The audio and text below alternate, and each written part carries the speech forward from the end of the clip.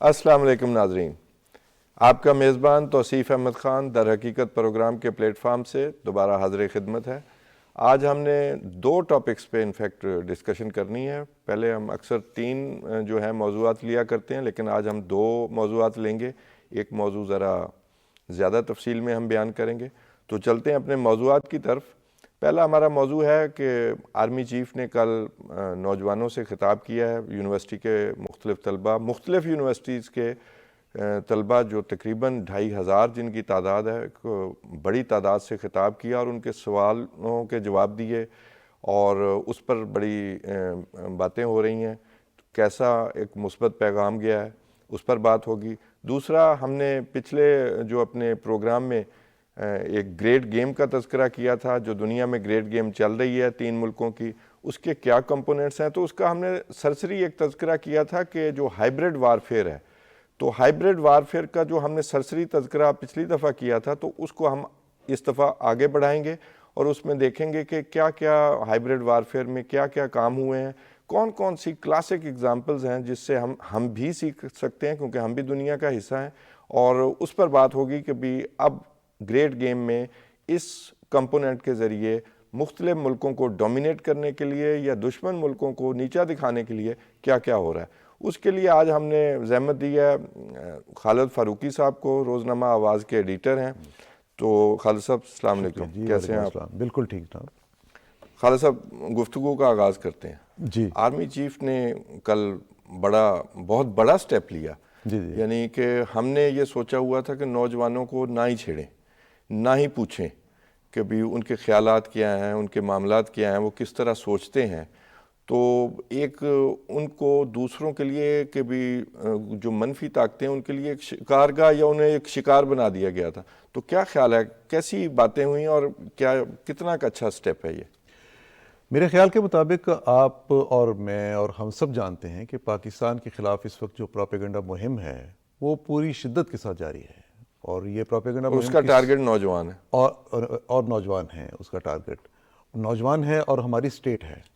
جی، نوجوان ہے اور ہماری سٹیٹ ہے، ان کے ذریعے ہماری ان سٹیٹ کے ذریعے ہماری سٹیٹ جو ہے اس کو ٹارگٹ کیا جا رہا ہے۔ مجھے کبھی کبھی یہ صورتحال بالکل ایسے نظر آتی ہے جیسے آپ کبھی یاد کریں تو جو یا ہسٹری میں بھی ہم لوگ پڑھتے ہیں کہ جو 70 کے الیکشن پاکستان میں ہوئے تھے، اس سے پہلے جو مشرقی پاکستان میں جس طرح کی صورتحال پیدا کی گئی تھی، جو جی مایوسی، بالکل، آپ نے بڑی اچھی جو مثال دی۔ اسٹیٹ کے خلاف ایک پروپیگنڈا، ایک ڈپریشن، اور جیسے لفظ اسٹیٹ جو ہے اس کو انہی نوجوانوں کے سامنے جو اس وقت ہمارے بنگالی بھائی تھے، ان کے سامنے کس طرح ہیٹ کا ایک لفظ بنا دیا گیا، اور کس طرح سے افواہیں، کس طرح قیاس آرائیاں، کس طرح سے ایک ماحول کریٹ کیا گیا، جس کے نتیجے میں ہم دیکھتے ہیں کہ اتنے بڑے پیمانے پر ایک نفرت انگیز ماحول پیدا ہوا، جس کا بعد میں ہم نے خمیازہ بھگتا۔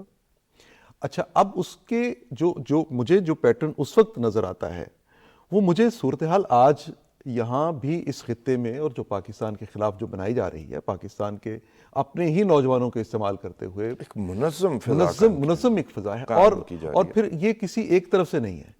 تب ہمارے سامنے اس وقت کی جو صورتحال تھی، اس وقت ہمارے سامنے بھارت نے یہ سارا کام کیا، اور بھارت آج بھی کام کر رہا ہے۔ ظاہر ہے ہمارا دشمن ملک ہے، اس نے ہمارا فائدہ تھوڑی سوچنا ہے، فائدہ تو ہم نے اپنا خود سوچنا ہے۔ اچھا، اس کا ٹارگٹ جو آپ نے ابھی بات کی، نوجوان ہیں ہمارے، اس کا ٹارگٹ ہمارے ادارے ہیں، اس کا ٹارگٹ ہماری سیکیورٹی ہے۔ یہ ساری چیزیں جو ہیں، اس سب کو ایڈریس کرنے کے لیے فورم کی ضرورت ہوتی ہے۔ اس فورم پہ جہاں پہ وہ لوگ باقاعدہ طور پہ موجود ہوں، جیسے آپ نے نوجوانوں کا ذکر کیا، ہماری سیاسی قیادت بھی نوجوانوں کے پاس جاتی ہے۔ اب آرمی چیف واقعی جاتی ہے۔ میں تو کہتا ہوں اس کمی کو پورا کرنے کے لیے کہ کوئی انہیں انگیج کر ہی نہیں رہا، تو بڑا جرأت مندانہ یہی بات یہ قدم کہنے لیا لگا ہوں کہ وہ ہماری سیاسی قیادت بھی جاتی ہے، لیکن جب اس کے جو رزلٹ ہیں، نتائج ہیں، وہ سامنے نہ آئیں، اور کسی ایک طرف سے کوئی ایسا پروپیگنڈا مسلسل کیا جا رہا ہو جنہوں نے ذہنوں کو خراب کیا ہو، جی جی، تو اس کا سامنا، اس کو روکنے کے لیے یہ آرمی چیف نے جو سٹیپ لیا ہے اور اتنی بڑی تعداد میں نوجوانوں کو ایڈریس کیا، میں سمجھتا ہوں کہ اور جن جن پوائنٹس کو انہوں نے چھیڑا ہے اور نہ صرف ایڈریس کیا بلکہ ان کے سوالات کیے، تلخ و شیریں سارے سوالات کو ایڈریس کیا انہوں نے، بلکہ انہوں نے یہ ایک سٹیٹمنٹ ہے کہ نوجوانوں کو اپنے وطن، قوم، ثقافت، تہذیب و تمدن پر اعتماد ہونا چاہیے، اور نوجوانوں کو اس بات کا یقین ہونا چاہیے کہ وہ عظیم وطن اور قوم کے سپوت ہیں۔ یہ ان کا میرا خیال پنچ لائن تو یہی ہو گئی کہ وہ اس بنیاد پر انہوں نے ایڈریس کیا۔ اس کی وجہ دیکھیں نا توصیف صاحب یہ ہے کہ آرمی چیف نے ایک پچھلے خطاب میں بھی کچھ اسی طرح کی بات کی. انہوں نے کہا تھا کہ ہمارے یہاں پہ جو کام ہو رہا ہے وہ یہ ہے کہ اسٹیٹ پر سے اعتماد ختم کیا جائے. جی ہر ملک کو خراب کرنے کے لیے، اسے بالکل کمزور کرنے کے لیے یہ ضروری ہوتا ہے کہ آپ اسٹیٹ پر سے اعتماد ختم کریں. اور جب اسٹیٹ پر سے اعتماد ختم ہو جاتا ہے تو پھر آپ ذہنوں کو کسی طرف بھی لے جا سکتے ہیں. سو یہی وہ جو ایک پوائنٹ ہے، اس کو سامنے رکھتے ہوئے آرمی چیف نے نوجوانوں کو جو یہ کہا ہے اور جو بات انہوں نے کی ہے، میرے خیال کے مطابق یہ سب سے بہترین وقت تھا، اور انہوں نے بڑے مناسب ٹائم پر، اور پھر وہ جس طرح کے سوالات اور جوابات ان کی طرف سے آئے، انہوں نے کسی کو یہ نہیں احساس ہونے دیا کہ آپ کوئی بات نہیں کر سکتے. جی بالکل بھی نہیں کھل کر بولنے کی آزادی دی گئی. اور دوسری بات یہ کہ ابھی کچھ ہی دن پہلے جب ایران نے ہماری سوورینٹی کی خلاف ورزی کی، اور اس سے پہلے جو سپریم کورٹ سے فیصلہ ہوا، تو یہ تازہ مثالیں ہیں جو پی ٹی آئی سے بلے کا نشان واپس لیا گیا. تو کیسی سوشل میڈیا پہ کیمپین چلی، اور انہوں نے سوشل میڈیا کے معاملے میں بات کی ہے کہ وہاں سے یہ جو ساری جو تخریب کاری ہے وہاں سے ہو رہی ہے، اور شکار جو ہے وہ نوجوان ذہنوں کو کیا جا رہا ہے. اچھا، اور یہ دیکھیں نا، یہ جو عمل ہے یہ کوئی آج سے شروع نہیں ہوا. جی ہمیں اگر ہم تھوڑا سا 2 سال 4 سال 6 سال 10 سال پیچھے جائیں تو یہ عمل شروع ہو چکا تھا. شاید ہم نے اس کا مقابلہ کرنے کے لیے، شاید ہم نے اس کو سمجھنے میں تھوڑی سی تاخیر کی ہے. کچھ ایسا تو نہیں کہ یہ آرمی چیف ایسے ہیں جو چیزوں کو اوائڈ نہیں کرتے، ہیڈ آن لیتے ہیں اور اس کو فیس کرنے کی کوشش کرتے ہیں. تو انہوں نے فیس کیا ہے، اپنا پیغام پہنچانے کی کوشش کی ہے. اس کے پیچھے ایک اور بات بھی ہے، کیونکہ آرمی چیف کا اپنا تعلق جو ہے، ان کی جو بیس ہے اس میں، اور ان کا جو ٹینیور سارے گزرے ہیں اس میں، وہ جو پاکستان کی DGISI بھی رہے ہیں، DGMI بھی رہے ہیں، تو انہیں بہت ساری چیزوں کا پتہ ہے. جب وہ ان بڑی ایجنسیوں کے جو پاکستان کے لیے بڑا پراؤڈ ہیں، ان ایجنسیوں کے ساتھ ان کا وہ انہوں نے ہیڈ بھی کیا، تو ان کو ہر چیز کا پتہ ہے کہ کون کہاں سے کس طرح سے مداخلت کر رہا ہے، کون کہاں سے نوجوانوں کو، کون کہاں سے مذہبی عناصر کو، کون کہاں سے پولیٹیکل ایلیمنٹس کو، کون کہاں سے ہمارے مزدوروں کو، کسانوں کو، کس طرح سے. آپ دیکھیں نا، یہاں پہ پاکستان میں ترقی کا کوئی پروجیکٹ شروع ہونے لگتا ہے تو آپ کو اچانک محسوس ہوگا کہ ایک پروپیگنڈا گیم شروع ہو جاتا ہے. جی بالکل. اور آپ کو پتہ چلے گا کہ جناب آپ اپنے ملک میں کوئی ڈیم نہیں بنا سکتے. اپنے ہی ملک کے اندر آپ کوئی ڈیم نہیں بنا سکتے. ڈیم پہ ہی جھگڑا شروع کر دیا جاتا ہے، اور آپ کو انگیج اس طرح کر دیا جاتا ہے کہ آپ کچھ اس پہ کر نہیں سکتے. سو اس ساری صورتحال کو جو سمجھنے والے لوگ ہیں وہ تو سمجھتے ہیں. جی. اور میرے خیال کے مطابق آرمی چیف کو جو یہ پلس پوائنٹ ہے ان کا، کہ وہ اس وقت پاکستان کی مسلح افواج کو ہیڈ بھی کر رہے ہیں، اور ساتھ ہی انہوں نے وہ جو اپنی جو ایجنسیز تھیں ان کو بھی ہیڈ کیا. سو ان تک ساری انفارمیشن ہے. اسی انفارمیشن کو سامنے رکھتے ہوئے آرمی چیف نے یہ جتنی بھی باتیں کی ہیں ساری، اور اسپیشلی انہوں نے جو یہ بات کی کہ دہشت گردی کے خلاف جو ہماری جنگ ہے، ان کا آرمی چیف کا یہ کہنا کہ ہم دہشت گردی کے خلاف لڑنے کے لیے پاک فوج تو تیار ہے، اور ہم دیکھ بھی رہے ہیں تیار کیا جی، لڑکے دکھا چکی ہے، کامیاب ہو کے دکھا چکی. لیکن جو اصل ساتھ انہوں نے بات کی وہ یہ کہ ہمیں قوم کا تعاون جو ہے، قوم کے بغیر فوج نہیں لڑ سکتی، قوم کا تعاون ضروری ہوتا ہے. اچھا، اس میں یہ انہوں نے بڑا ڈیرنگ قسم کا ایک فکرہ بھی بولا، اور یہ میں کہتا ہوں کہ بھی یہ ایک قیمتی بات ہے جو انہوں نے کی، جو کہ شاید ہمارے کان سننے کو ترس گئے تھے. ایک تو یہ کہ وہ ایز DGMIB اور DGISI اور اب آرمی چیف کے طور پر یہ سمجھ گئے ہیں کہ یہ افغان طالبان اور یہ TTP کوئی علیحدہ سے اینٹی نہیں ہے. اور اس پہ انہوں نے کہا میرے اگر ایک پاکستانی کی بھی جان جاتی ہے تو افغان طالبان جائے بھاڑ میں. یعنی کہ جو حکومت ہے، ہم اس کے ساتھ جو بھی ہمارے اوپر حملہ کرے گا، چاہے ایران ہمارا دوست ملک تھا، کسی غلط فہمی کا نتیجہ تھا، لیکن ہم اپنی سوورینٹی پہ کسی کو کوئی کمپرومائز نہیں کریں گے، اور کسی کو معاف نہیں کریں گے. اور یہ اتنا کھل کے وہ بولے ہیں. دیکھیے، یہ جو توصیف صاحب یہ جو افغانستان والا ایشو ہے نا، اس پہ تو ہم مسلسل بات کرتے بھی رہتے ہیں. لیکن خالد صاحب ہمیں غلط فہمی ڈالی گئی نا کہ وہ اچھے ہیں یہ برے تھے، یہ برے ہیں، یہ ہم پہ حملہ کرتے ہیں، وہ نہیں کرتے، یہ ہم نے پچھلے سالوں میں دیکھا.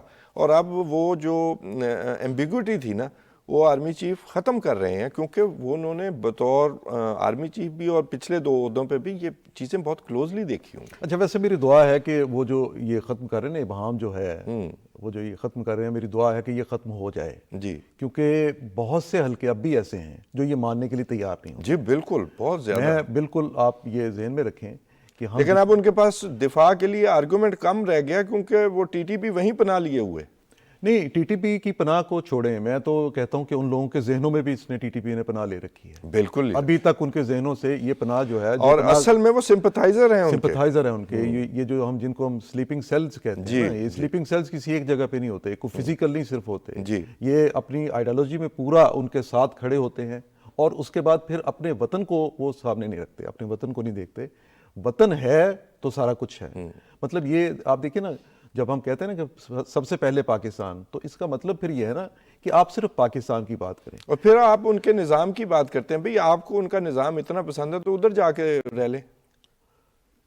یہ سمپتھائزر جو ہے نا، یہ جو بات ہے، یہ جو بات آپ کر رہے ہیں، یہ ہم جب ذرا مہینہ 15 دن مزہ تو لے کے سابقہ دور میں جب ہم یہ باتیں کہتے تھے، جب آپ بتائیں گے کہ آپ نے بہت عظیم کارنامہ سر انجام دیا ہے، تو اس کا نتیجہ پھر توصیف صاحب یہ کچھ نکلنا تھا جو ہمارے سامنے آیا. اس میں ایک خالد صاحب ایک میسج یہ بھی تو ہے کہ افغانستان کو ابھی افغان گورنمنٹ کو کسی نے تسلیم نہیں کیا پوری دنیا میں. جی بے شک انہیں ایڈ مل رہی ہے، اور وہ جو ہے امریکہ سے ایڈ مل رہی ہے، یو این سے بھی مل رہی ہے، لیکن تسلیم نہیں کیا. تو یہ بھی تو ایک میسج ہے کہ ہم کتنے اہم ہیں کہ ہم ان کی مدد کریں گے تو وہ حکومت چل سکے گی. اور اگر ہمارے ساتھ وہ یہی کچھ کرتے رہے اور دہشت گردوں کو پناہ ملتی رہی تو پھر معاملات مشکل ہوتے جائیں گے. اور جس طرح سمگلنگ ہوتی رہی، ہم نے سمگلنگ کو روک کے دکھایا، ہم نے افغان ٹرانزٹ کی جو ایبیوز تھی اس کو روک کے دکھایا کہ بھی یہ معاملات اب نہیں چلیں گے. اب حکومتوں کی طرح ہی، ملکوں کی طرح ہی معاملات طے ہوں گے. بلکہ میں نے شاید کل دیکھ رہا تھا کہ جو افغان ڈرائیورز ہیں، وہ جو ٹریلرز لے کے آتے ہیں، تو اب یہ طے ہو گیا کہ وہ پاسپورٹ لیں گے اور پاسپورٹ پہ ان کا ویزا لگے گا. اور اس معاملے پہ دیکھیں کتنے دن بارڈر جو ہے وہ بھی کلوز رہا ہے. ترخم کا بارڈر ہمارا تقریباً 10-12 دن تک بارڈر بند رہا. مسئلہ یہ ہے توصیف صاحب کہ یہ جو ساری بات ہے نا، میں تو اب بھی سمجھتا ہوں کہ پاکستانی اسٹیٹ کے پاس اس وقت یہ موقع ایک آ گیا ہے کہ سب سے پہلے آپ ان عناصر سے اپنے آپ کو بالکل الگ کر لیں. نہ صرف الگ کر لیں بلکہ آپ مرحلہ وار آپ طریقے سے اپنے اسکول سے، اپنے کالجز سے، اپنے تعلیمی اداروں سے، اپنے تمام جو دیگر مکاتب فکر ہیں، میں کچھ کا نام نہیں لے رہا، جو جتنے بھی ہیں، ان سب کے ذہنوں کی ایک تربیت کرنے کی ضرورت ہے. کہ اگر مسٹیک ہوئی اور اس مسٹیک میں ہم خود بھی شریک رہے ہیں تو ہم اس غلطی کا مداوع کرنے کے لیے تیار ہیں. جی بالکل. کیونکہ ہم نے اس کے نتائج بھگت لیے ہیں اور بڑے مختصر ٹائم میں بھگت لیے ہیں. ہم پچھلے 40 سال سے مسلسل ایک خانہ جنگی کا، ایک ایسی صورتحال کا مقابلہ کر رہے ہیں جو کہ ہماری پیدا کردہ نہیں ہے. جی بالکل. جو ہم پر مسلط کر دی گئی، جو ہمارے پڑوس میں تھی، اور جو عالمی طاقتیں تھیں، انہوں نے جب اپنی جنگ لڑی تو اس جنگ میں ہم اگر جتنا بھی ہمارا اس میں شیئر تھا وہ ہماری مجبوری بھی تھی. لیکن جہاں ہم سے غلطی ہوئی، وہ غلطی یہ ہوئی کہ ہم تسلیم بھی کر رہے ہیں. ہاں، وہ غلطی جو ہم سے وہ یہ ہوئی کہ ہم نے سمجھنے میں تھوڑی سی مسٹیک یہ کر لی کہ جیسے آپ نے پہلے کہا کہ جناب یہ اچھے ہیں، یہ کم اچھے ہیں، یہ بہت خراب ہیں. جو بہت خراب ہیں ان کو ہم نے کسی کے کھاتے میں ڈال رکھا، لیکن اصل پتہ یہ چلا کہ یہ جو بہت خراب ہیں یہ تو سارے ہمارے گلے پڑ گئے. اب ان کو الگ کرنا، ان کو دور کرنا اور ان سے بلکہ ان سے نفرت کرنا اس قوم کو سکھانا ہے. جی بالکل. تاکہ یہ دہشت گردی کے خلاف جنگ جو ہے یہ صرف ہمارے اداروں کی. ایک سوال اور جلدی سے میں پوچھنا چاہتا ہوں کہ یہ کام جو آرمی چیف نے کیا، اس سے ایک دن پہلے D G I S I نے کیا، تو یہ ریاستی بنیادوں پر ہوا. بالکل. تو یہی کام سیاستدانوں کو، سیاسی لیڈرشپ کو نہیں کرنا چاہیے کہ جو نوجوان ہیں جن کو ہم پوچھ ہی نہیں رہے تھے، تو کیا انگیجمنٹ ان کی طرف سے نہیں ضروری کہ وہ بھی ایسا ہی کام کریں؟ اچھا تو اس میں بھی یہ ہے کہ ہمیں، ویسے یہ انیشیٹو وزیر اعظم نے لیا، ہمیں یہ بھی مان لینا چاہیے کہ پاکستان میں جہاں پولیٹیکل ڈویژن ہے، اور ہر ملک میں ہوتی ہے، جی بالکل ہوتی نہیں ہے، ہر ملک میں ہوتی ہے، اسی طرح سے طالبان کے حوالے سے یا دہشت گردی کے حوالے سے ڈویژن اور کیوس پیدا کرنے میں اور وہ ملک کو خطرے میں ڈالنے میں بڑا فرق ہے. وہ ڈویژن جو ہے وہ کیوس کی طرف چلی گئی نا. جی وہ ڈویژن جو ہے قیاس کی طرف چلی گئی، لے جائی گئی تو اس پہ ہم نے دیکھیں، ہم نے تو ہمارے سامنے چہرے ہیں، میں تو اس میں کچھ چہرے وہ ہیں جو ان کے ہاتھوں مارے گئے، کچھ وہ ہیں جو ان کی پرورش کرتے رہے، کچھ وہ ہیں جو ان کے ہاتھوں پرورش جن کی ہوئی. تو وہ جو تانے بانے کچھ لوگوں کے ساتھ ملتے ہیں، کچھ ایلیمنٹ کے ساتھ ملتے ہیں، میں یہ نہیں سمجھتا کہ پاکستان میں تمام سیاسی عناصر جو ہیں وہ ان کے بڑے خیر خواہ ہیں، یا ان کے لیے وہ سلیپنگ سیل ہیں، یا ان کے لیے وہ ہمدردی رکھتے ہیں. بہت سے لوگ ایسے ہیں جو کہ ان کو قطعی طور پہ پسند نہیں کرتے، جنہوں نے پچھلے الیکشن کی مثال لے لیں جو 2018 کا الیکشن ہوا تھا. آپ کو پتہ ہے کہ بہت سے سیاسی لیڈروں کو کے پی میں، بلوچستان میں الیکشن لڑنے کی ایک طرح کا ماحول ہی نہیں مل سکا. سو کچھ لوگوں کے لیے پسندیدہ ماحول رہا، کچھ لوگوں کے خلاف چلا گیا. سو وہ لوگ جو کہ دہشت گردی کے خلاف ایک واضح موقف رکھتے ہیں، میرا اپنا خیال یہ ہے کہ اسٹیٹ کو، یعنی پاکستان کے اداروں کو اور ان سیاستدانوں کو جو کہ دہشت گردی کے خلاف ایک واضح ذہن رکھتے ہیں، ان کو مل کے کام کرنے کی ضرورت ہے. اگر یہ کام کریں گے تو جن خدشات کا آپ اظہار کر رہے ہیں، میں بات کر رہا ہوں، میرا خیال ہے کہ اپنی جو جنریشن ہے، آنے والی نسلیں بھی جو ہیں اور موجودہ بھی جو ہیں، ان کو ان سے نکال سکتے ہیں. ناظرین، ایک چھوٹے سے بریک کا وقت ہوا چاہتا ہے. بریک سے واپسی پر ہم اپنے اگلے موضوع کی طرف بڑھیں گے اور اس پر خالد فاروقی صاحب سے گفتگو کا آغاز کریں گے.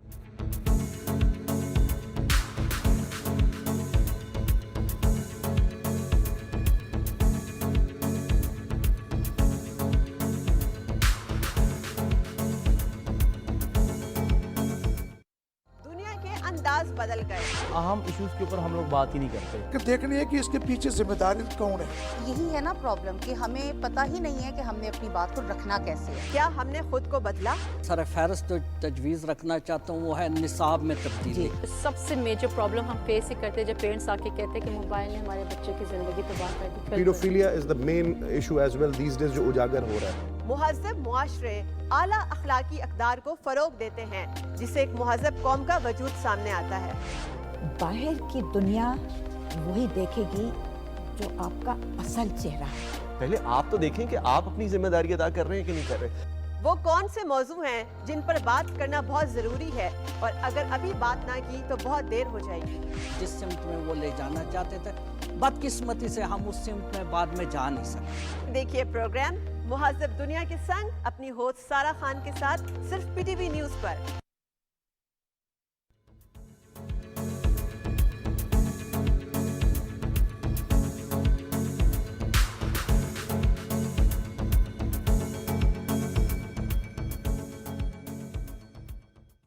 ویلکم بیک ناظرین.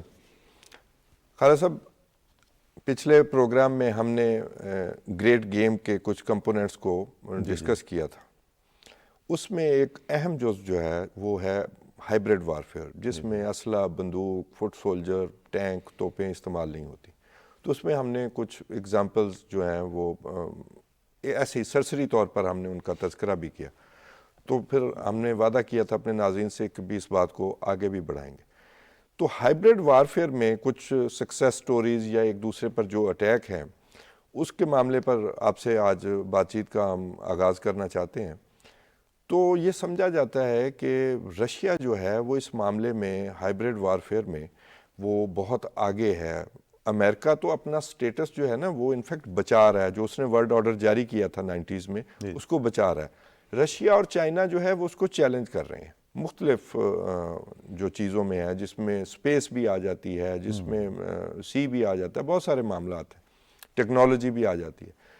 تو یہ جو ایک اس میں ایک آئیڈیالوجی ہے کہ جی مختلف ملکوں کو ڈومینیٹ کرنے کے لیے یا اپنے دشمن ملکوں کو نیچا دکھانے کے لیے وہاں پر ایک طرح کی سلیبریٹی ٹائپ تھوڑے سے احمق لوگوں کو سامنے لایا جاتا ہے، اور اس کے لیے وہ جو دوسرا ملک پش کرتا ہے سائبر جو اٹیک کے ذریعے، اپنی سوشل میڈیا کے ذریعے، تو وہ جو معاملات ہیں اس پر ایک بڑی کلاسک ایگزامپل ہے پہلے رشیا کی طرف سے اسٹونیا، جو کہ رشیا سے علیحدہ ہوا، اس سے آزاد ہوا، لیکن وہ یورپی یونین کے ساتھ اٹیچ ہونا چاہتا ہے، آزاد اکانومی پہ وہ یقین رکھتے ہیں. تو پہلا تو 2007 میں جو واقعہ ہوا اس کے بارے میں ہمیں بتائیں. وہ بھی تو رشیا کی ایک تھی نا، ایک اٹیک تھا جو سائبر اٹیک سے شروع ہوا. دیکھیے توصیف صاحب، یہ جو ابھی آپ نے ہائبرڈ وارفیئر کی بات کی ہے، اس کو ہم پانچویں جنگ کہیں گے، اس کو پانچویں کہہ لیں، چھٹی کہہ لیں، لیکن پانچویں کہہ لیں. اچھا، جب وار کا ورڈ یوز کرتے ہیں تو بیٹل اور وار میں ایک فرق آ جاتا ہے. جو بیٹل کا آپ نے ذکر کیا کہ وہ اسٹونیا کو ہم بیٹل کے طور پر لے سکتے ہیں، بیٹل کے طور پہ لے سکتے ہیں. اچھا، یہ جو رشیا کا اور یورپ کا اور رشیا کا اور امریکہ کا اور ان کی ایجنسیز کا جو مقابلہ ہے، یہ تو دیکھیے ورلڈ وار سیکنڈ جب ختم ہوئی، جی بالکل، بلکہ کبھی آپ غور کریں اس کی ہسٹوریکل میں ایک لفظ جو ہے اس میں بتاؤں کہ جب ٹیپو سلطان کا یہاں پہ پرانی بات، اب یہ سب کانٹیننٹ کی، ٹیپو سلطان کا وہ بھی ہائبرڈ وارفیئر اور نیپولین کے درمیان ایک خط و کتابت ہوئی. اس خط و کتابت میں اس وقت برطانیہ انوالو ہوا، اور برطانیہ نے دہلی میں، برطانیہ نے کابل میں اور برطانیہ نے تہران میں اپنے لوگوں کو استعمال کیا اس میں، اور اس طرح سے انہوں نے یہ جنگ. جی اچھا، یہ جو اب اس وقت جو رشیا کی اس وقت کی صورتحال ہے، اس میں جس طرح کا ان کا حکمران ہے، وہ کیونکہ خود اس کا بیک گراؤنڈ ایک ایسا ہے جو انہوں نے ہزاروں ہیکرز اور ٹرولز جو ہیں وہ بھرتی کیے ہوئے ہیں، جو کہ میں ناظرین کی معلومات کے لیے بھی، اور وہ ہر وقت جو ہے وہ پیوٹن کو یا اپنے جو صدر ہیں ان کو ایک ہیرو کے طور پر پیش کرتے ہیں. ان کو کہتے ہیں پیٹریوٹک ہیکرز. Patriotic hackers. یہ پیٹریوٹک ہیکرز جو ہیں ان کے امریکہ بھی موجود ہیں، ان کے جو یورپی یونین ہے جی ہاں وہاں پر بھی موجود ہے. ناظرین، یہ اسٹونیا میں ایک بڑی دلچسپ صورتحال پیدا ہوئی کہ وہاں پر ایک براؤن سولجر کے نام سے ایک مجسمہ لگا ہوا تھا جو کہ اسٹونیا میں موجود تھا. وہاں پر جو 24% آبادی ہے نا وہ رشین ایتھنک ہے، اور باقی جو لوگ ہیں وہ اسٹونین ہیں. تو یہ مجسمہ تب سے لگا ہوا تھا جب سے جنگ عظیم کے بعد جب جرمنی کی افواج کو شکست ہوئی تو وہاں تب سے لگا ہوا تھا. جو اسٹونین عوام تھی ان کا یہ تھا کہ یہ رشیا نے ہمارے اوپر قبضے کی علامت کے طور پر لگایا ہوا ہے، اس کو کہیں اور شفٹ کیا جانا چاہیے. بالکل صحیح. اور جو رشیا کے جو رشین ایتھنک تھے وہ کہتے تھے یہ ہماری فتح کا نشان ہے جرمنی کے خلاف. تو ان کا خیال تھا کہ جرمنی تو آپ کے آنے سے پہلے چلا گیا تھا، یہ تو آپ نے ہم پر قبضے کے لیے یہ مجسمہ لگایا ہوا. خیر، اس پر جو معاملات ہیں وہ یہ سوشل میڈیا کے ذریعے شروع ہوئے، اس کے ذریعے فیک نیوز پھیلائی گئیں، اور وہ رشین جو ٹرولز ہیں انہوں نے اتنی فیک نیوز پھیلائی کہ اسٹونیا میں فساد ہو گیا. اور فساد کے دوران خالد صاحب جی سائبر اٹیک بھی آ گیا اسٹونیا پہ. ایون ان کے بینک، ہر چیز وہ ایک وہ جو بوٹس کے ذریعے اور وہ ٹرولز کے ذریعے جو ایوریج جو کسی بھی نیوز کے اگینسٹ کسی ویب سائٹ کے کوئی ایک میسج آتا تھا تو وہ 10-10 ہزار میسج آ رہے تھے. تو انٹرنیٹ کی ٹریفک اتنی بڑی کہ ان کی ہر چیز جو ہے، ایون بینکنگ سسٹم بھی وہ ڈاؤن ہو گیا، کریش ہو گیا. توصیف صاحب، مجھے یہ بتائیے، آپ یہ بات جو کر رہے ہیں اس کو کہیں اور بھی جگہ کسی جگہ اپلائی ہوتا دیکھ وہ ہم اپنے اگلے سیگمنٹ میں کریں گے نا، اور اس کو پھر آخر میں ہم آپ کو ناظرین کو بتائیں گے کہ مشتری ہوشیار باش والی بات، کیونکہ ہم بھی کئی لوگوں کی نظر میں کھٹکتے ہیں. کئی لوگوں کے بہت سارے طاقتور. اور پھر یہ اسٹونیا صرف ایک مثال تو نہیں ہے جی، رشیا نے جو ٹارگٹ کیا، اس کے علاوہ مالدووا لتھوینیا کو شکایت تھی، اور کریمیا میں پہلے ایسے کیا اور پھر حملہ بھی کیا. میں کریمیا میں جا کے انہوں نے پھر ایسے کر کے پھر انہوں نے حملہ کر دیا. لیکن میں یہ سمجھتا ہوں کہ ان ملکوں میں جہاں پہ سوویت اپنا روس نے جو یہ ساری کارروائیاں کی، وہاں پہ آلریڈی یورپ اور امریکہ یہ کام کر رہے ہیں. جی بالکل کر رہے ہیں. اور کچھ چیزیں ایسی ہیں جس میں امریکہ کو چیلنج کرنے کے لیے کوئی پاور نہیں تھی، تو وہاں پہ پیوٹن نے اپنی پاور دکھائی اپنے ملک کی، اور انہوں نے جتنی اس میں کوئی اخلاقیات کا معاملہ نہیں ہے. وہ پہلے ڈومینیٹ کیے ہوئے تھے، رشیا نے آ کے انہیں چیلنج کر دیا، اور چیلنج بڑا سکسیسفلی کیا. اور ایون وہ کہتے ہیں نا کہ گھس کے مارے گا، تو وہ گھر میں گھس کے پھر مارا کہ وہ انہوں نے کہا کہ جناب آپ تو ہماری الیکشن تک پہنچ گئے، تو انہوں نے وہاں جا کے پھر تو جو. اور آپ دیکھیں اسٹونیا کا ایک بڑا ایک اور وہ اس قوم نے سیکھا ہے، وہ یہ آپ کو میں یہ بھی بتا دوں کہ اسکائپ جو ہے وہ بھی ان کی ایجاد ہے اسٹونیا کی. وہ اس ملک نے آئی ٹی ٹیکنالوجی میں بڑی ترقی کی، اور اس اٹیک کے بعد اب وہ جو اپنا جو بیک اپ ہے نا وہ کسی اور ملک میں بھی رکھتے ہیں تاکہ کوئی ہمیں دوبارہ اٹیک آ جائے تو وہ ہم دوبارہ وہ بیک اپ یہ میرے لیے بڑی یہ بیک اپ واپس لے کے آ سکیں. اور یہ دنیا کی واحد قوم ہے جس میں بچے اور بوڑھے تک سب کو سائبر ہائیجین جو ہے وہ اسکول لیول میں گھر میں ہر طرح پڑھایا جاتا ہے کہ بھی آپ نے سائبر اٹیک سے کس طرح جو ہے وہ اس کو مقابلہ بھی کرنا اس سے بچنا ہے. اور یہ بھی ایک بڑی انٹرسٹنگ، یہ اتنا بڑا اٹیک آیا تھا. لیکن اب میرا خیال ہے کہ بات اس سے اسٹونیا سے بھی تو آگے نکل گئی نا. اب تو یہ ہے کہ جیسے ان کا ڈائریکٹ مقابلہ ایک جو ہے امریکہ کے ساتھ. جی ہاں، ان کا مقابلہ ہر جگہ امریکہ کے ساتھ. آپ دیکھیں نا، میں آپ کو امریکہ، آپ جانا چاہتے ہیں امریکہ تو میں امریکہ لے جاتا ہوں. 2012 میں جب یہ صدر پیوٹن کا الیکشن تھا تو آپ دیکھیں ایک کیمپین صدر پیوٹن کے خلاف چلتی ہے. پورا یورپی میڈیا اور وہ جو ہے کہ جی وہ دھاندلی کے ذریعے برسر اقتدار آ رہے ہیں، اور لوگ اسی فیک نیوز کی بنیاد پر رشیا میں لوگ صدر پیوٹن کے خلاف نکل آئے اور 60,000 لوگوں کا مجمع ہو گیا. اور اسی بنیاد پر، اسی فیک نیوز کی بنیاد پر جو رشین ایتھنک تھے، وہ یوکرین میں جو وکٹر نام کے تھے، وہ پریزیڈنٹ تھے یوکرین کے، ان کے خلاف بھی ایک جو ہے پورا ایک ایجنڈا جو ہے وہ سامنے آیا، اور پھر وہاں پر بھی معاملات خراب ہو گئے. کئی لوگوں کی ڈیتھ ہوئی ان مظاہروں میں، اور پھر رشیا نے ان کو نکالا اور معاہدہ ہوا یوکرین کے ساتھ. تو یوکرین سے رشیا کا جو انفلوئنس ہے وہ اسی ہائبرڈ وارفیئر کے ذریعے ہی امریکہ نے فارغ کیا.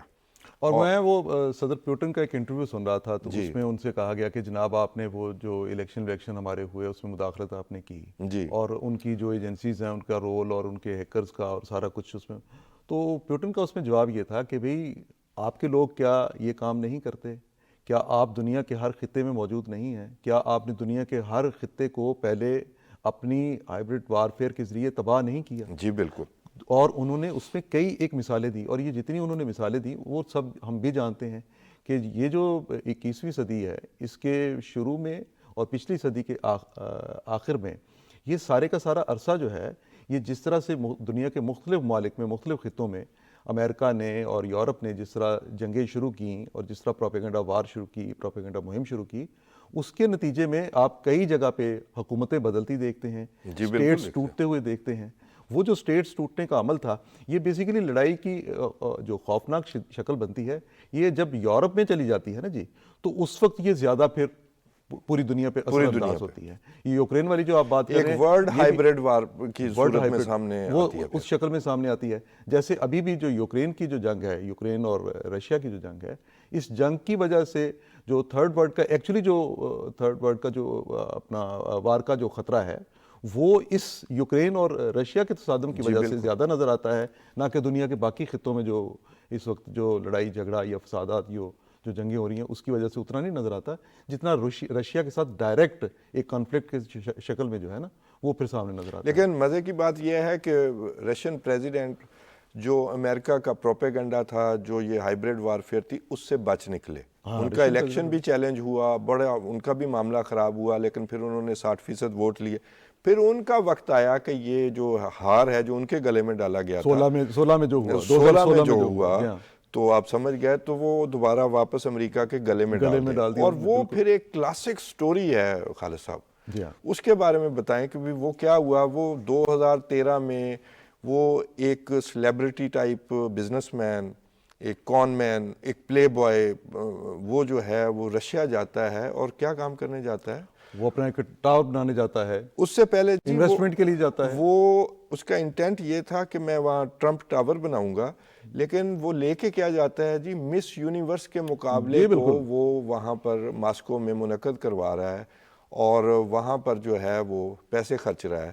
وہ بتائیں کہ بھی وہ کیسے، مطلب یہ کہ بھی وہ رشینز کے ہاتھ وہ کیسے وہ ہتھیار آیا؟ نہیں، وہ تو دیکھیں نا، رشینز جو ہیں انہوں نے وہ حربہ استعمال کیا، انہوں نے جو کچھ بھی ٹرمپ کے حوالے سے جو کچھ بھی ان کے پاس ریکارڈ بن سکتا تھا، آپ یہی کہنا چاہ رہے ہیں؟ جی جی جی جی. تو وہ انہوں نے ٹرمپ کا اپنا ایک ریکارڈ جو بن سکتا تھا انہوں نے وہ ریکارڈ بنا لیا، اور وہ ریکارڈ ان کے بعد میں کام آتا رہا، اور وہ ریکارڈ جو تھا اس کی بنیاد پر بلکہ میں آپ ذرا کھل کے نہیں بتا رہے، میں ناظرین کو کھل کے بتا دیتا ہوں کہ وہ مس یونیورس کا مقابلہ کروانے وہاں پہنچ گئے، اور ان کی انٹینشن تھی کہ وہ ماسکو میں جو ہے ٹرمپ ٹاور بنائیں، اور اس کے لیے وہ کوشش کرتے رہے کہ میری صدر پیوٹن سے جو ہے وہ ملاقات بھی ہو جائے.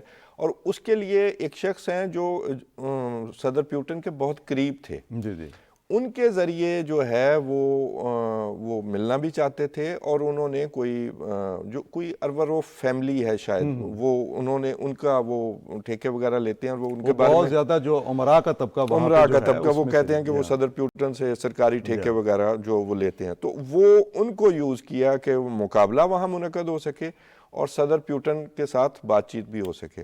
اور پھر مزے کی بات یہ ہے کہ ڈونلڈ ٹرمپ کہتے رہے، انہوں نے آنے سے پہلے یہ ٹویٹ بھی کیا کہ میں ماسکو جا رہا ہوں، کہ آپ لوگ سمجھتے ہیں کہ صدر پیوٹن مجھے ملیں گے یا میرے مقابلے میں آئیں گے؟ اب آپ یہ اندازہ کریں کہ جو عالمی طاقتوں کے سربراہ ہیں ان میں کیسے لوگ بھی کیسے لوگ آ رہے ہیں اور کیسے لوگ ہیں ڈالے جا رہے ہیں۔ اور آپ یہ دیکھیں کہ اس کے بعد وہ مقابلہ منعقد ہوتا ہے، اور سننے میں پھر یہ آیا کہ وہ ملاقات تو نہ ہو سکی ان کی صدر پیوٹن سے، لیکن یہ ہے کہ ان کا جو ایک شکار کے طور پر ان کو رکھ لیا گیا۔ اس وقت کسی کے ذہن میں نہیں تھا کہ وہ صدر بننے جا رہے ہیں امریکہ کے۔ لیکن توصیف صاحب، یہ جو ٹرمپ کے صدر بننے کی کیمپین تھی، یہ تو شاید بہت عرصہ پہلے ٹرمپ نے اپنے طور پہ شروع کر دی۔ جی، ٹرمپ نے اپنے طور پہ یہ لیکن میں جب کی بات کر رہا ہوں تب ٹرمپ جب وہ باقاعدہ طور پہ کینڈیڈیٹ کے طور پہ جی۔ قطعی طور پہ نہیں تھے، لیکن ٹرمپ کی یہ خواہش ضرور تھی، وہ اپنی اس خواہش کا کئی سال پہلے، بلکہ 90s میں بھی اس کا وہ اظہار کر چکے تھے کہ انہوں نے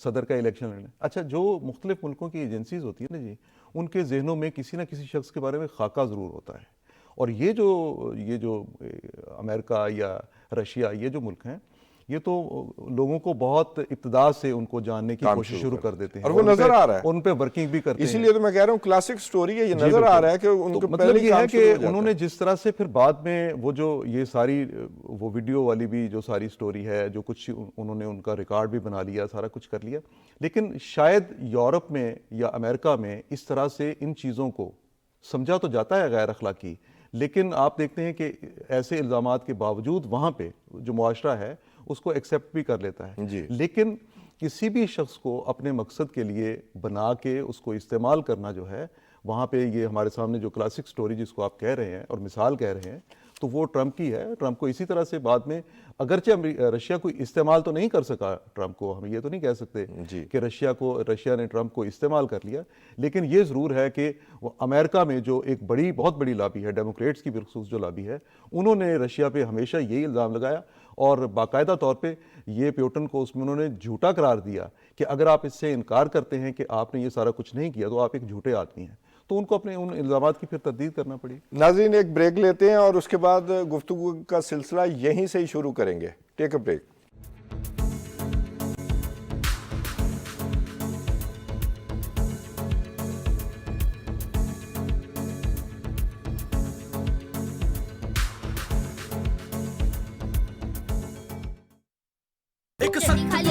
دوسرا ہے نرم مزاج پر امی کو ناز، یہ ضدی داغ نکالتے نکالتے کپڑے تو خوردرے ہو جائیں گے۔ بالکل نہیں، سرف ایکسل کا نیا الگ انداز، یہ ضدی داغ نکالے اور ان کے سافٹ پرلز رکھے کپڑے نرم و ملائم۔ سافٹ سرف ایکسل، داغوں پر سخت، کپڑوں پر نرم۔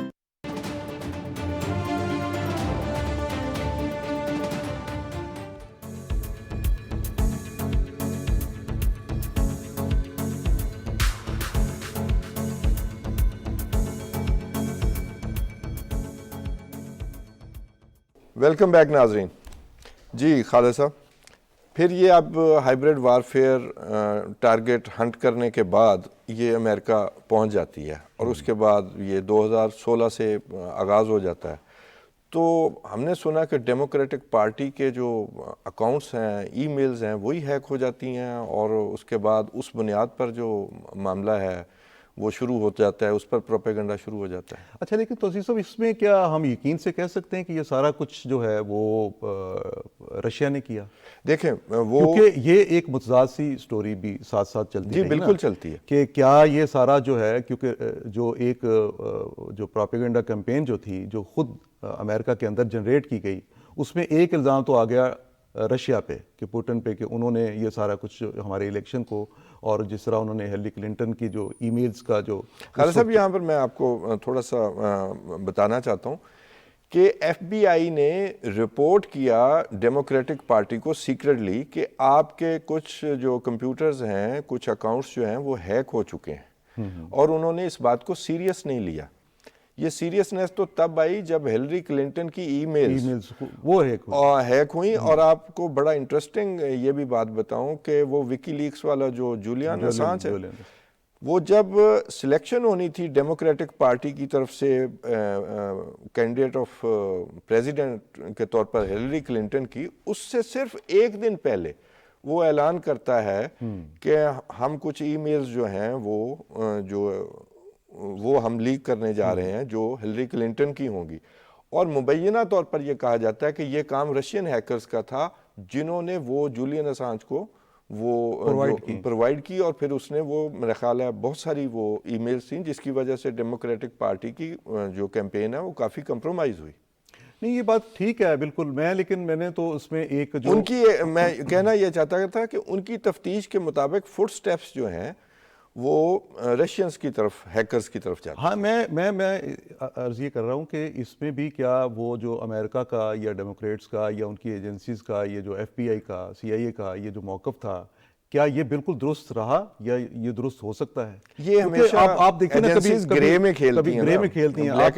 آپ کبھی غور کریں نا، میں بلکہ اس میں پوٹن کی آپ کو مثال دیتا ہوں. پوٹن نے کہا کہ اسی طرح کے الزامات کے جواب میں پوٹن نے یہ کہا، اس نے کہا کہ وہ جو کینیڈی کا قتل ہوا تھا جی اس میں کون انوالو تھا؟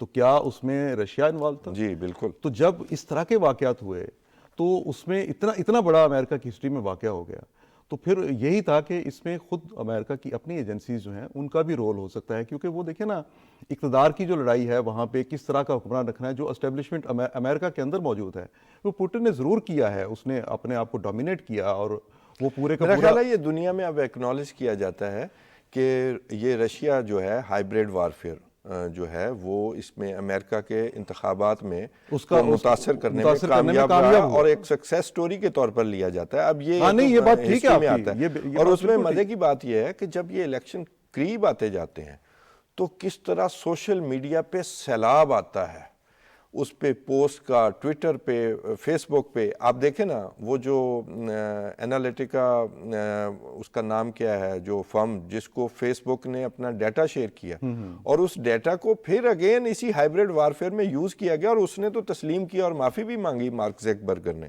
تو یہ بھی تو اسی سٹوری کا حصہ ہے نا. بالکل صحیح ہے، ٹھیک ہے نا. تو اس میں بھی یہ بات تسلیم کی گئی کہ کچھ نہ فٹ سٹیپ بھی نظر آئے جو نہیں، فٹ سٹیپ تو ظاہر ہے کہ اس میں پوٹن نے یہ تو یا رشیا نے یہ تو بالکل نہیں کہا کہ ہم اس میں انوالو نہیں، لیکن کوئی ملک مانتا بالکل بھی نہیں ہے. نہیں، ہم انہیں گناہگار قرار بھی نہیں دے رہے، یہ تو جنگ کا حصہ ہے، وہ جنگ کا حصہ ہے، انہوں نے 2013 میں فیس کیا. ہاں، کیونکہ وہ پہلے فیس خود کر چکے تھے، تو اس لیے انہوں نے جوابی طور پہ یہ کام کیا، اور اسی لیے امریکہ کو وہ بیک فٹ پہ لے آئے. اور میرا یہ خیال ہے کہ جس طرح کے وہ الیکشن جو 2016 میں آپ کو پتہ ہے جولین اسانج کے بارے میں جو امریکن پریزیڈنٹ ہے وہ اپنی گیدرنگ میں I love you Julian WikiLeaks, I love WikiLeaks, یہ کچھ بھی کرتے رہے ہیں. اور ان کا جو اب دیکھیں پھر اس کے ارد گرد جو ہیں ڈونلڈ ٹرمپ کے ارد گرد وہی لوگ کھڑے ہو گئے، یعنی کہ ایک جو شخص ہیں جو پہلے ریگن کے الیکشنز میں اور بش سینئر کے الیکشن میں بھی وہ کام کرتے رہے، پھر وہ وہاں سے چلے گئے اور رشیا میں کام کرتے رہے. صحیح. اور یوکرین میں وہ جو صدر وکٹر ہیں ان کو لانے میں بھی ان کا خاص کردار ہے، وہاں ان کی لابنگ کے لیے بھی کام کرتے رہے اور بزنس بھی کرتے رہے وہاں پر. اور اب وہ کسی 10 سال بعد واپس آئے تھے، ڈونلڈ ٹرمپ کی انتخابی مہم کے انچارج تھے، اور پھر اس کے بعد اب انہیں سزا بھی ہو گئی ہے کوئی فراڈ کے مقدمات میں، وہ 7 سال کی سزا بھگت رہے ہیں 2019 تک. تو یہ جو الیکشن ہو رہے ہیں اس پہ بھی آپ سمجھتے ہیں کہ اسی طرح کا ان کا کردار پھر رشیا کا کردار آ رہا ہے؟ آپ دیکھیں نا کیسے ہو سکتا ہے کہ اب پھر آپ دیکھیں ایک خاص، ناظرین یہ بھی آپ کے سمجھنے کی بات ہے، جو ہائیبریڈ وارفیئر میں جو ڈونلڈ ٹرمپ نے جو ویپن یوز کیا، چلیں چھوڑیں وہ تو باقی جو معاملہ ہے، وہ سلیپی جو، کریزی ہیلری، نیم کالنگ، مذاق اڑانا، سب کو گندا کرنا، سب کو میں ہلری کو آتے ہی جیل میں ڈال دوں گا، یہ ساری باتیں یہ جو پاپولسٹ لیڈر ہوتے ہیں اور یہ سیلیبریٹی ٹائپ ان کے منہ میں ڈالی جاتی ہیں یا انہوں نے وہ ایک مزاج بناتے ہیں.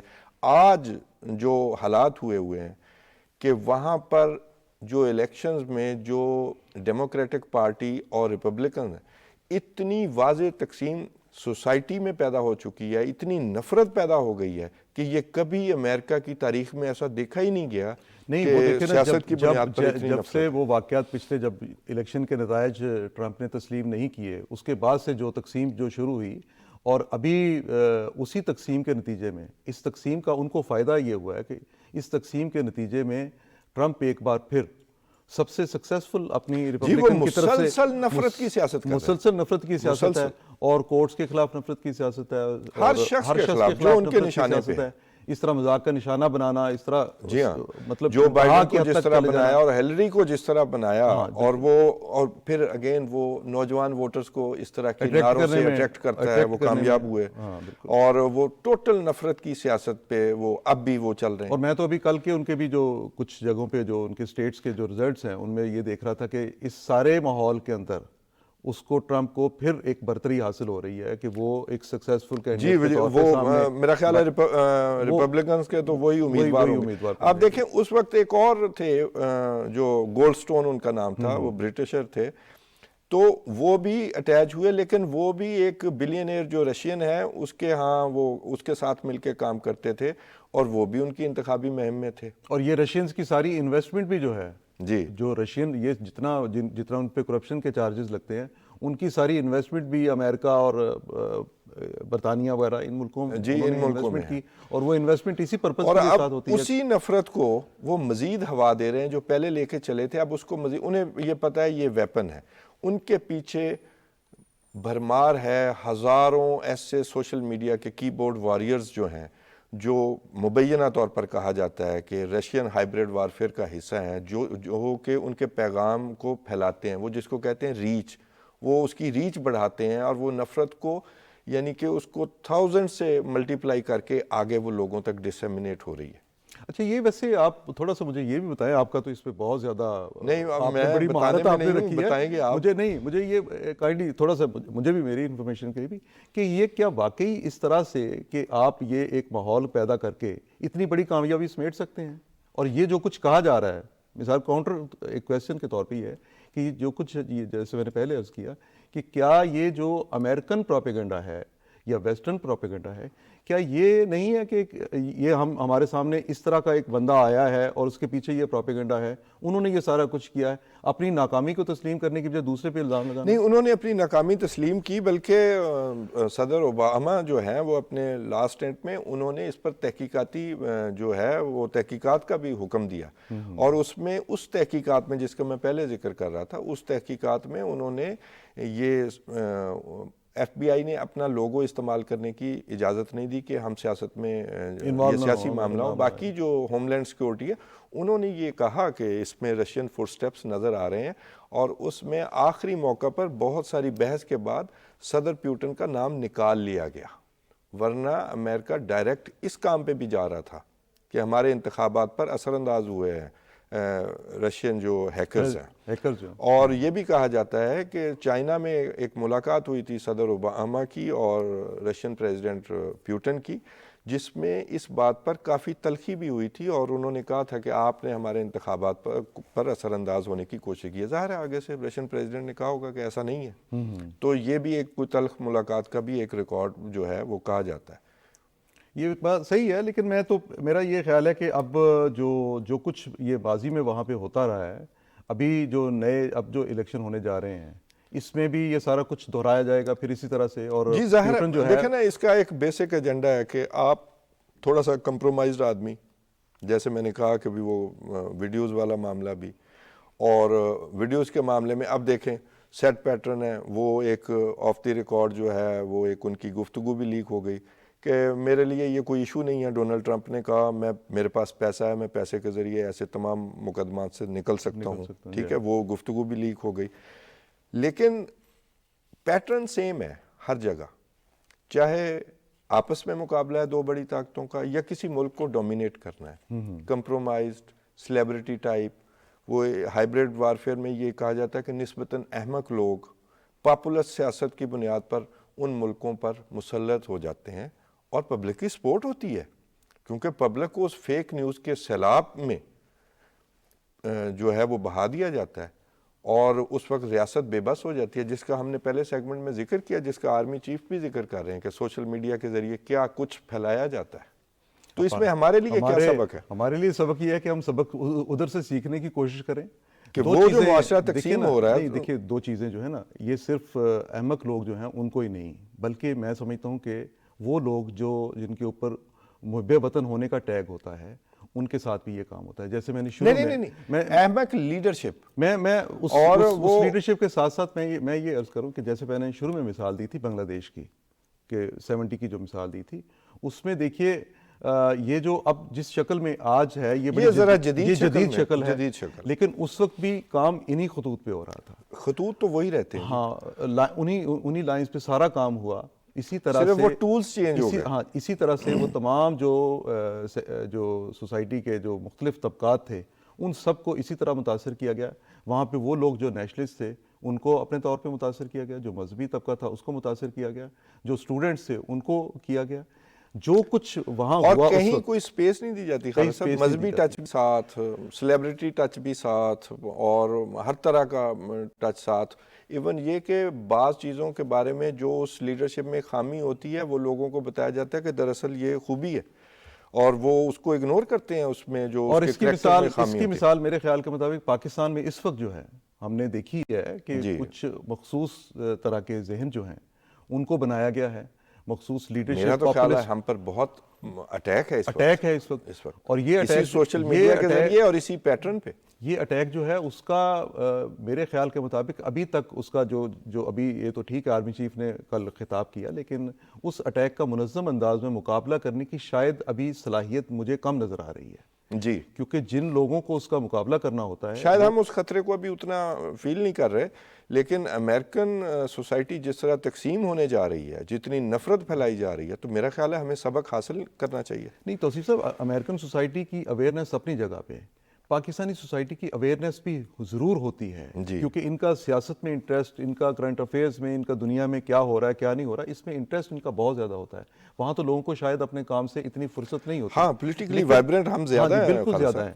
لیکن اس کے باوجود یہ ہے کہ یہ جو اٹیک ہے اس کا مقابلہ کرنے کی اس میں جو کیپیبلٹی ہے وہ میں سمجھتا ہوں کہ وہ کہیں کم ہے. کیپیبلٹی کم ہے یا ابھی ہم خطرہ پورا سمجھ ہی نہیں پائے؟